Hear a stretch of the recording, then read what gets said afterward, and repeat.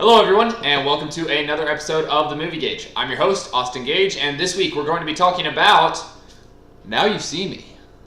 Now, when I first saw the trailer for Now You See Me, I was very excited and put it on my list of movies that I need to go see. I mean, it had Morgan Freeman, Isla Fisher, Mark Ruffalo, Michael Caine, Woody Harrelson, all actors that I love. There is no way that this movie can go wrong in any way possible.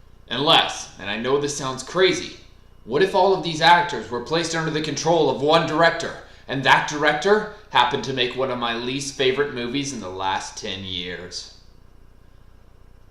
The director of Now You See Me is a guy named Louis Leterrier, and he is a Frenchman who in the past has directed a movie called Clash of the Titans. But that was another movie that I was really excited for in the trailers, and then when I went and saw it, I was bored out of my mind and was very disappointed. Despite, there being some good performances, just his direction in that movie kind of killed it. And that's kind of the way I feel about Now You See Me.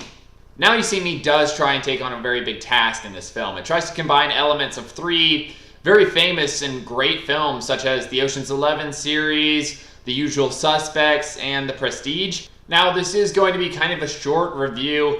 They tried to do an ensemble cast, and whenever you had the ensemble cast together, it worked very well. Woody Harrelson played very well off of Jesse Eisenberg and Isla Fisher, and so you have the arrogant Jesse Eisenberg just being belittled by Woody Harrelson, and every time that happens, you happen to laugh. But the majority of this movie, and this is what was very surprising in what Louis Leterrier did, he made the movie seem like it was going to be something else than what it was. We thought it was going to be magic and intrigue and crazy heist hijinks, but what we got was, 30 minutes of that and an hour and a half of chase scenes, which are boring in the way that he shoots them. Mark Ruffalo is actually kind of the lead in this film, and while I really enjoy him as an actor, and I thought he was great in The Avengers as Dr. Bruce Banner, here the director seems to just say, all that energy and charisma that you have, let's not use it this movie. I want you to be unlikable. They'll never see it coming. Magic. This movie really has two saving graces. One of it being that they really do have some great actors. I don't know how the director managed to get all of these people together, but he did. And Morgan Freeman is definitely one of them that I really enjoyed in here. Morgan is his typically awesome guy who just holds power whenever he is on screen, and he plays a guy who is trying to figure out how these guys do it, how the magicians pull off their tricks, and he's trying to expose them for money for himself. And the whole time, he's chasing them while Mark Ruffalo is chasing them, and they just keep getting away time and time again using magic. My favorite actress in this film, though, is Mélanie Laurent. She was in Inglourious Basterds playing Shoshana, and she was excellent in that, and she's excellent in this. She's smart, and she's charming, and she's funny, and she's beautiful, and every time she's on screen, I find myself really enjoying the film, and don't mean that in a really weird way. I mean that she's a great actress, and she was the only really believable character throughout the entire film. You trust her and you want her to succeed, and that's not something I can say for every character in this movie. Most of the people I really just did not care about, and whether or not, they got away with the big heist or whether he captured the people, it didn't matter to me because these people were unlikable and they were boring and they just kind of seemed to be doing chase scene after chase scene after chase scene. The other time that I really found myself enjoying this film was during one specific chase scene. Most of the chase scenes are pretty boring. It's people running through streets after one another, and you've seen that in a million other movies. Well, in this particular chase scene, we have Dave Franco, who is one of the Four Horsemen, the famous magicians, being chased by Mark Ruffalo, who is an FBI agent. And Mark Ruffalo is using his typical police force tactics in order to capture Dave.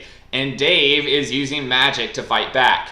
And so we have him disappearing into curtains and breaking tables and throwing cards so fast that it cuts Mark Ruffalo's face, and it's exciting. And you have a good time watching it, and it's the first time and maybe the only time in the movie where you're like, wow, magic. Now, one thing that I really did not like about this film is how predictable it was. I went into the movie expecting to be wowed and amazed by magic, kind of like I was in The Prestige for the first time, where you see the magicians doing their illusions, but you're not really sure how you did them. Well, in this movie, you are sure. Right off the bat, as soon as they start their illusion, you're like, well, I know how they did that, so that's boring. Or if you don't know it right off the bat, 10 minutes later in the film, they kind of explain it. And isn't that the first rule of magic, that magicians don't reveal their secrets? Well, they do in this film, like immediately. It's not a big plot point in the film. It's just, hey, we did a trick. Now here's how they did it. And it kills the magic of magic. Now, I think the directors and the scriptwriters kind of realized how predictable their script was, so to make up for it, they decided to add a big twist at the end. I'm not going to say what that twist was, but when most twists are done in films, a lot of the reaction of the audience is, oh. But in this movie, it's so ridiculous and just doesn't fit with the plot at all that you are just sitting there going, what? What?